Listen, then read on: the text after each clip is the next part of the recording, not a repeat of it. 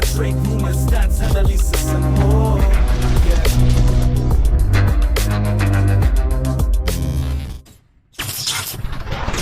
Ang Golden State Warriors will be without star guard Steph Curry laban sa Oklahoma City Thunder habang kinakaharap niya ang soreness in both his knees. Ang injury update ay hindi naging ganap na pagkabigla since Curry has appeared on injury reports dito at doon while dealing with left knee bursitis. Wala siyang pinalampas na anumang laro para dito. Gayunpaman, hanggang ngayon, he missed 3 contests earlier in the season from an ankle sprain. Ang laban sa OKC ay may malaking implications para sa Western Conference standing habang ang Thunder ay humawak sa number 1 na pwesto na may 13-4 na record, kasama ang Warriors sa pangalawa na may hawak na 12-5 na record. Ang panalo sa Golden State ay maghahatid sa kanila to the conference lead. Gayunpaman, ang pag-secure ng isang panalo ay magiging isang mas mahirap na gawain ngayon dahil ang Warriors ay wala ang kanilang nangungunang scorer, 22.4 puntos bawat laro. Nangunguna rin si Curry sa koponan na may average na 6.5 assists kada laro at has been his usual dominant self from beyond the arc, nilang 4.33 per game at a 44.4% clip. Malamang na handa pa rin si Curry na lumaban sa laban